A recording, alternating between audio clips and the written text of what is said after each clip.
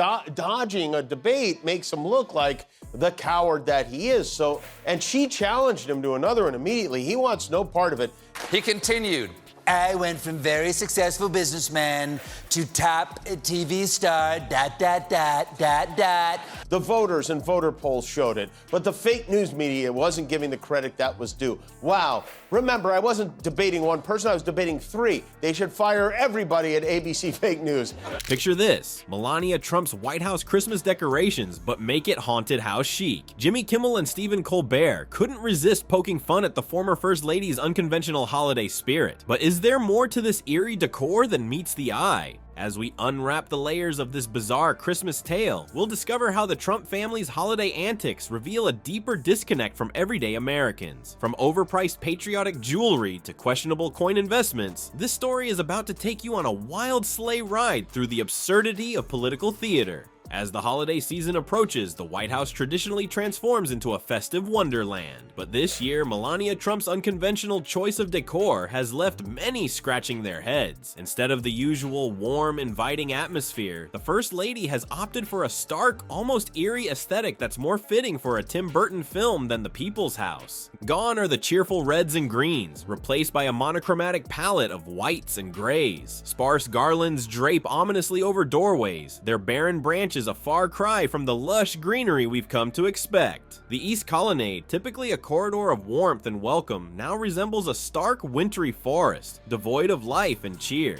Jimmy Kimmel, never one to miss an opportunity for a biting quip, likened the scene to the Christmas tree from The Nightmare Before Christmas. According to Rolling Stone, members of Trump's inner circle think another debate would be a bad idea. They say his performance was so disappointing, he doesn't know whether to call it Eric or Don Jr. at this point. Look, I'm a very stable genius. Now, if you'll excuse me, it's past my cheeseburger's bedtime. Let's go. When a prize fighter loses a fight, the first words out of his mouth are, "I want a rematch." Polls clearly show that I won the debate against Comrade Kamala Harris. But is there more to this gloomy display than meets the eye? Could these lifeless decorations be trying to tell us something? As we delve deeper into the First Lady's choices, a pattern emerges. The barren trees, the cold color scheme, the overall sense of isolation. It's as if Melania is sending a message through her decor. Is this simply a reflection of her personal taste, or could it be a silent cry for help? Kimmel certainly thinks so. In his typical sardonic style, he suggested that Melania's decorations might be a coded distress signal. It's like she's trying to tell us something, Kimmel mused. Like she's screaming,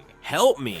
But instead of words, she's using Pottery Barn's Nuclear Winter collection. But if Kimmel's interpretation seems far-fetched, wait until you hear Stephen Colbert's take. The Late Show host took the conspiracy theory to a whole new level, proposing an even more outlandish explanation for the First Lady's decorating choices. Colbert, with his trademark blend of wit and absurdity, suggested that the sparse, haunting decor might actually be a clever ruse. Still trying to convince the MAGAverse that he didn't blow it on Tuesday night against Kamala Harris, even though he is clearly terrified of facing her again.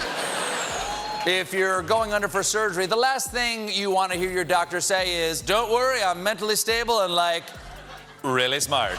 Nice, even for a few seconds, to be rattled by something other than the election this morning. And a very stable genius at that. Yes.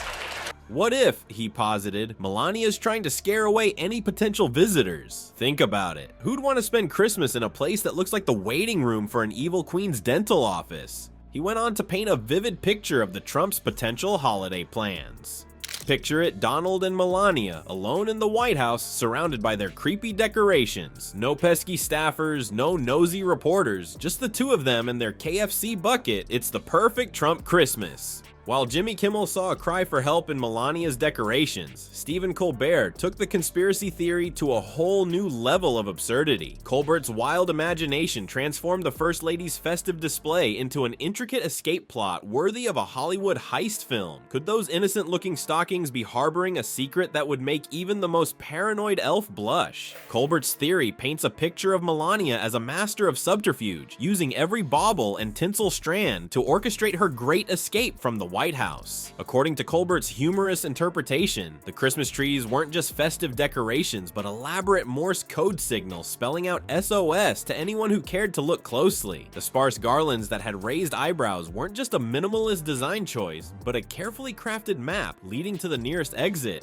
But the comedic gold doesn't stop there. Colbert's vivid imagination went into overdrive as he described Melania's potential escape plan. Picture this: the First Lady, decked out in her finest holiday attire, ziplining from the White House roof using tinsel as a makeshift harness. And those shiny ornaments? Not just for show, but cleverly disguised smoke bombs to cover her tracks. It's a scene that would make James Bond green with envy. Colbert's outlandish theory taps into a broader narrative surrounding the Trump family. The idea of Melania plotting an elaborate escape plays on public perceptions of discord within the First Family. It highlights the disconnect between the Trumps' public persona and the speculations about their private realities. The comedic take on Melania's decoration serves as a vehicle for broader criticisms, suggesting that all may not be as picture perfect as the White House Christmas card would have us believe. If you won't feel an earthquake if you're wearing Crocs.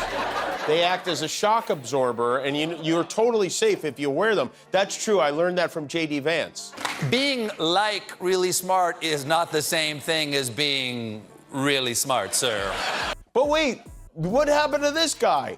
Anytime, anywhere, anyplace. Somehow he went from anytime, anywhere, any place to there will be no third debate. Also, I think it's worth mentioning that people who are mentally stable generally don't announce it. The absence of any public statement from Melania or her representatives addressing these comedic interpretations only adds fuel to the fire of speculation. While it's clear that Colbert's theory is pure comedy, the fact that it resonates with audiences speaks volumes about public perception of the Trump family dynamics. Colbert's jokes serve a dual purpose. On the surface, they provide a moment of levity in the often serious world of political commentary. But dig a little deeper, and you'll find a sharp critique of the disconnect between the Trumps' opulent lifestyle and their claims of understanding the everyday American experience. It's this layer of social commentary, wrapped in a bow of absurdist humor, that makes Colbert's take on Melania's Christmas decor so effective. As we wrap up our journey through the satirical landscape of Kimmel and Colbert's commentary, it's clear that their humor serves a deeper purpose. These comedians aren't just cracking jokes, they're holding up a mirror to the political world, revealing truths that might otherwise remain hidden. Their biting wit and clever observations do more than just entertain. They shape how we view our leaders and the decisions they make. Consider how Kimmel and Colbert's quips about Melania's Christmas decor went beyond mere mockery. They used humor to highlight the disconnect between the Trumps' lavish lifestyle and their claims of understanding average Americans. This isn't just comedy, it's a powerful tool for critical thinking. But here's a question worth pondering. In a world where political satire often feels more truthful than official statements, what does this say about the state of our democracy? Are we relying too heavily on comedians to be our truth tellers, or is satire the perfect antidote to political spin?